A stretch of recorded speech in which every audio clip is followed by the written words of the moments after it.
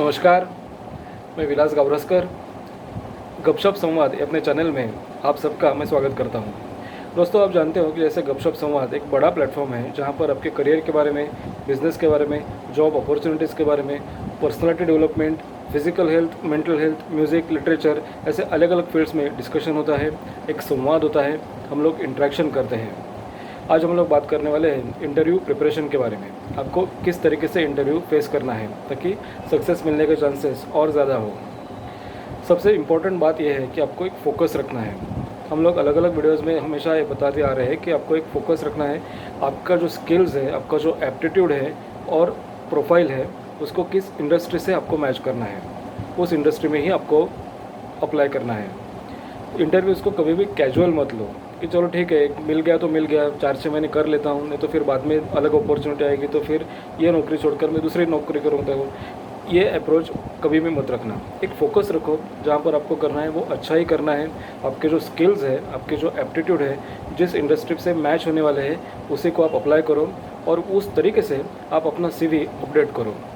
बहुत बार क्या होता है कि हम लोग एक कॉमन CV बनवा देते हैं और फिर जब भी अपॉर्चुनिटीज़ मिले वो सब CV सबको फॉरवर्ड कर देते हैं। तो एक कभी गलती मत करना। You have to be very specific. आपको स्पेसिफिक रहना है। जिस इंडस्ट्री में आप जाने वाले हो, जिस ऑर्गेनाइजेशन के लिए आप अप्लाई करने वाले हो, जिस प्रोफाइल के लिए आप अप्लाई करने वाले हो, उसको आपके स्किल सेट किस तरीके से मैच होते हैं वो ज़्यादा देखना इम्पॉर्टेंट है। अगर वो मैच नहीं होते तो रिक्रूटर आपको क्यों रिक्रूट करे, एम्प्लॉयर आपको क्यों हायर करे, ये बात सोचो और वो हिसाब से अपना CV आप अपडेट करो। तीसरी बात इंपॉर्टेंट होती है कि ये सब मटेरियल आप ऑर्गेनाइज करो। जो आपके सर्टिफिकेट्स हैं, जो आपने जो अचीवमेंट्स किया हुआ है और आपका अपडेटेड CV, वो एक फ़ोल्डर में ऑर्गेनाइज करके रखो ताकि बाद में उसका नुकसान ना हो जाए। चौथी इम्पॉर्टेंट बात यह है कि आपको टाइम कमिटमेंट करना है।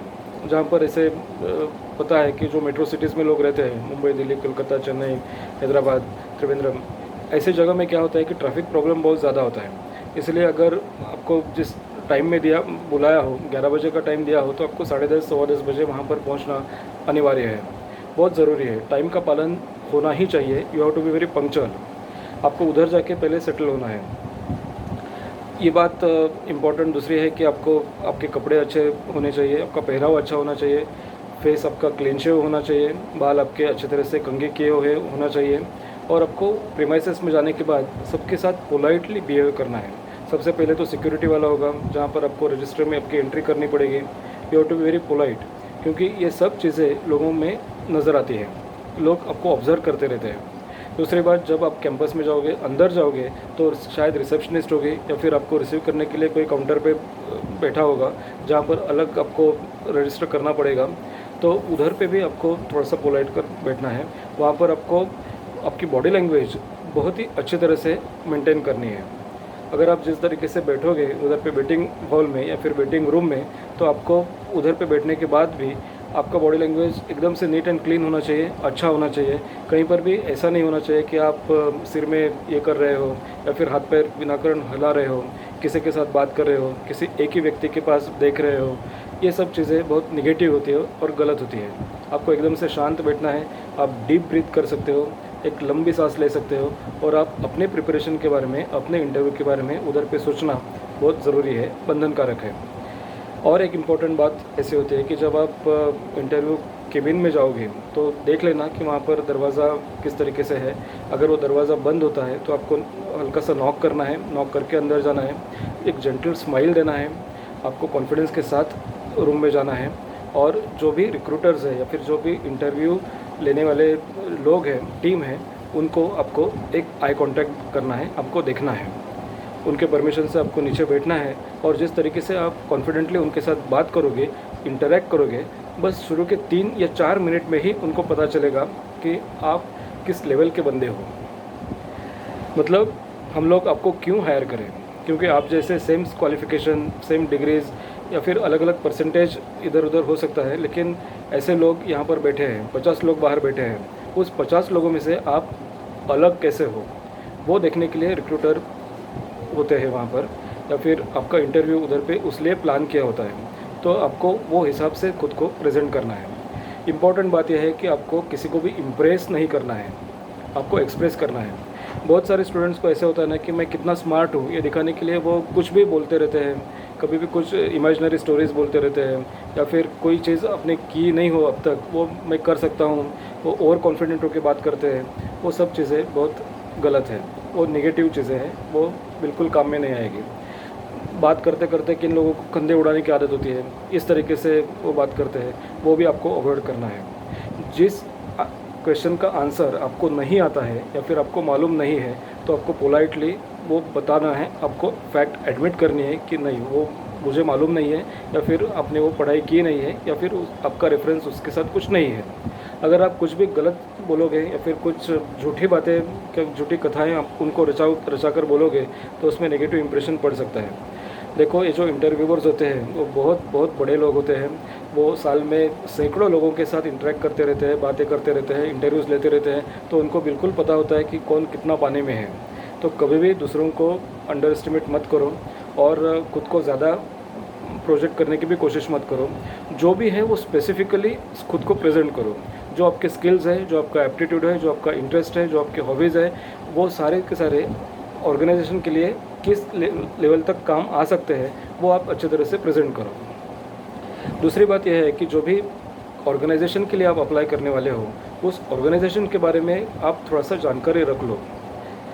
वो कौन लोग हैं, बोर्ड ऑफ डायरेक्टर्स कौन से हैं, उनका पॉलिसी स्टेटमेंट क्या है, मिशन स्टेटमेंट क्या है, वैल्यूज़ क्या है, उनका एस्टेब्लिशमेंट कब हो गया था, उनका पार्टनरशिप है क्या, जॉइंट वेंचर है क्या, या फिर उनका कुछ डाइवर्सिफाइड कोई प्रोजेक्ट्स है क्या, कोई एक्सपेंशन करने के पॉलिसीज़ मार्केट में है क्या, आपने कोई न्यूज़ ऐसे पढ़ी हुई है क्या। ये इन्फॉर्मेशन आपके लिए बहुत ज़रूरी होती है। अगर मौका मिले तो वो इन्फॉर्मेशन आप शेयर कर सकते हो वेरी पोलाइटली। मतलब ये दिखाने की कोशिश मत करना कि देखो मुझे कितनी मालूम है, लेकिन अगर जिस तरीके से क्वेश्चन आपका चल रहा है उस हिसाब से अगर ज़रूरत है तो इन्फॉर्मेशन शेयर करने में कोई दिक्कत नहीं है। और इम्पॉर्टेंट बात यह है कि आपका बॉडी लैंग्वेज, जैसे हमने बताया, आई कांटेक्ट होना भी उतना ही ज़रूरी है। जहाँ पर हो सकते हैं वहाँ पर आप आई कांटेक्ट ज़रूर बनाए रखो। गर्दन को नीचे रख कर बात करना या फिर कहीं दूसरी जगह पे रख कर बात करना, ये बहुत गलत बात है, ये नेगेटिव इंप्रेशन हो सकता है। दूसरी बात यह है कि एक्टिव लिसनिंग स्किल्स आपको डिमॉन्स्ट्रेट करनी है। जो भी एम्प्लॉयर या फिर रिक्रूटर जो है वो आपके साथ जिस तरीके से बात करेगा, उस बात को पहले आपको पूरा सुन लेना है, अंडरस्टैंड करना है, और उसके बाद आप अपना जो रिएक्शन है या फिर प्रतिक्रिया है वो आपको देनी है। उनको सुनने से पहले कुछ एक्साइट होकर ज़्यादा बात करना, ये गलत बात है। बहुत लाउड बात करना, ज़ोर से बात करना या फिर एकदम धीमी आवाज़ से बात करना, ये दो एक्सट्रीम जो चीज़ें हैं वो आपको अवॉइड करनी है। एक ऑडिबल आपका वॉइस होना चाहिए, रिजनेबली होना चाहिए, आपका बॉडी लैंग्वेज सही तरीके से होना चाहिए। कहीं पर भी आपको ऐसा नहीं लगना, किसी को ऐसा नहीं लगना चाहिए कि आप थके हुए हो या फिर कंटाल गए हो या फिर आप फ्रस्ट्रेट हो गए हो या फिर आप खुद ज़्यादा होशियार समझ रहे हो खुद को। ये सब चीज़ें बहुत नेगेटिवली मार्क की जाती है। और सर्टिफिकेट से भी ज़्यादा इम्पोर्टेंट क्या होता है, वो आपका एटीट्यूड। जो रिक्रूटर्स होते हैं वो आपको क्यों हायर करें। इंटेलिजेंट क्वेश्चन तो इम्पोर्टेंट है ही है, लेकिन सबसे इम्पोर्टेंट क्या है, इमोशनल क्वेश्चन भी उतना ज़रूरी है कि आप डिफ़िकल्ट सिचुएशन को किस तरीके से हैंडल करते हो, किस कठिनाइयों का सामना करके आप अच्छा एक खुद को संभाल सकते हो, आपका इमोशनल बैलेंस कैसा है, ये भी चीज़ ज़्यादा इम्पोर्टेंट है। तो रिक्रूटर को बेसिकली वो देखना होता है कि हमारे कंपनी के लिए आप किस लेवल तक फ़ायदेमंद हो सकते हो। कागज़ में डिग्रीज, नंबर, ये तो सब ठीक है, लेकिन उसके अलावा भी काम करने के लिए दिक्कतें आएगी, कुछ मुसीबतें आएगी, कुछ डिफ़िकल्टीज़ होगी, कठिनाइयाँ होंगी। तो उस कठिनाइयों को पार करते हुए एक टीम में आप किस तरीके से काम कर सकते हो, आप में लीडरशिप क्वालिटीज़ कैसे है, कम्युनिकेशन स्किल्स आपके कैसे हैं, आपका एप्टीट्यूड कैसा है, आपका एटीट्यूड कैसा है, आप किस तरीके से खुद को जस्टिफाई करते हो, औरों को आप किस तरीके से देखते हो, ये सब चीज़ें इसमें इम्पोर्टेंट होती है। इसीलिए वो फिज़िकल इंटरव्यू प्लान होता है। तो वो हिसाब से आपको प्रिपरेशन करना है। इसीलिए जो भी सच्चा चीज़ है वो सब आपको प्रेजेंट करनी है और रिक्रूटर को अच्छे तरह से एक उम्मीद से एक भरोसा देना है कि मैं आपकी कंपनी के लिए बहुत काम में आ सकता हूँ। इस तरीके से आप प्लान करो। और इम्पॉर्टेंट बात है कि जो अभी इंटरव्यूज़ देने वाले हैं, कुछ उनके लिए समय है, उनके लिए सबसे इम्पोर्टेंट मैं ये एक बात शेयर करना चाहूँगा कि आप अपने डाइट के ऊपर थोड़ा सा ध्यान दो। क्योंकि बहुत बार क्या होता है ना कि हम लोग डाइट के ऊपर बिल्कुल ध्यान नहीं देते हैं, कुछ भी तला हुआ खाते हैं, गरम गरम कुछ मसालेदार कुछ खाते हैं, चाइनीज़ खाते हैं या फिर अलग अलग टाइमिंग्स में खाते हैं, उसमें डिसिप्लिन नहीं होता है। कभी रात को लेट खाते हैं, कभी बहुत ज़्यादा खाते हैं, कभी आफ्टरनून में लेट इवनिंग में दोपहर का खाना खाते हैं। तो ये सब चीज़ें अफेक्ट करते हैं आपके सोच पर, आपके विचार पर, आपके थॉट प्रोसेस पर, और वो सब आपके बॉडी लैंग्वेज में थोड़ा थोड़ा रिफ्लेक्ट हो सकता है। तो इसको अवॉइड करने के लिए आप एक बैलेंस डाइट रखो, हेल्दी डाइट रखो, एक डिसिप्लिन रखो, और ये सब चीज़ रख कर जब आप किसी भी चीज़ को फेस करोगे तो उसमें सक्सेस मिलने के चांसेस बहुत ज़्यादा होते हैं। तो अभी तक आपने क्या देखा? इम्पॉर्टेंट बात, पहली टिप ये है कि आपको फोकस रखना है। बिफोर एप्लीकेशन आपको किस फील्ड में जाना है, आपका प्रोफाइल कहाँ मैच होता है, उसी फील्ड में आपको अप्लाई करना है।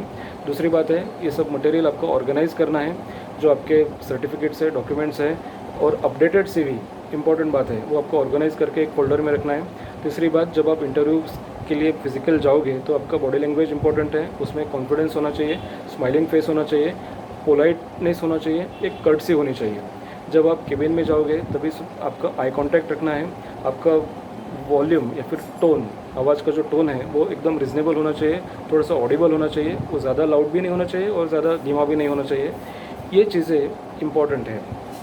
और जैसे लास्ट पॉइंट में हमने बताया कि आपको एक बैलेंस डाइट भी रखना है, तो आप ये कुछ ट्राई करके देखो और कमेंट में मुझे देखो कि आपका क्या अनुभव रहा है। शायद ऐसे भी हो सकता है कि आपने बहुत धक्के खाए होंगे या फिर आपको इंटरव्यू में इतने जल्दी सक्सेस नहीं मिला होगा, लेकिन कभी भी नाउम्मीद होने की ज़रूरत नहीं है। देखो, आप प्रिपरेशन कर रहे हो तो प्रिपरेशन के लिए आप अपने आईने के सामने भी प्रिपरेशन कर सकते हो। घर में अगर जो कबर्ड है या फिर घर में शीशा होता है उसके सामने भी आप रहकर कुछ क्वेश्चंस पूछो, कुछ क्वेश्चंस की तैयारी करो, और मन में जब अपना फोकस हो ना तो आपका 50% से भी ज़्यादा काम एकदम से सफल हो जाएगा। इम्पॉर्टेंट क्या है कि अगले 5 सालों में आप कहाँ दिखने वाले हो, तो आपको खुद को ये पता होना चाहिए कि मुझे किस इंडस्ट्री में काम करना है, मुझे किस प्रोफाइल में काम करना है, मुझे क्या काम करना है, मेरे स्किल्स क्या है। इसलिए आपको खुद को सेल्फ एनालिसिस करना पड़ेगा और अपने अंदर जो भी चीज़ें हैं वो आपको दिखानी पड़ेगी कि मैं क्या कर सकता हूँ। आपकी लिमिटेशंस भी आपको मालूम होना बहुत ज़रूरी है। बहुत सारे लोगों को ऐसे लगता है कि मेरी जो स्ट्रेंथ है या फिर मेरी जो अच्छी बातें हैं वो तो मुझे पता है, तो इम्पॉर्टेंट वो है, लोगों को मुझे वो बताना है। लेकिन कभी ऐसे भी होता है कि जो आपकी लिमिटेशंस है वो भी आपकी असेट हो सकती है, तो आपको लिमिटेशंस के ऊपर भी काम करना है। जो लिमिटेशंस है वो भी आपको अंडरस्टैंड करनी है, वो भी आपको समझनी है, और वो हिसाब से खुद को अपने को डेवलप करना है। अगले वाले वीडियोस में फिर से हम लोग मुलाकात करेंगे। तब तक के लिए सबने, जिन्होंने अभी तक सब्सक्राइब नहीं किया हो तो कृपया सब्सक्राइब करें, बेल आइकॉन भी प्रेस करें ताकि आने वाले वीडियोस के अपडेट्स आपको मिल जाएंगे। तो बाद में मिलेंगे अलग वीडियो में अलग सब्जेक्ट के साथ। तब तक के लिए सबको नमस्कार।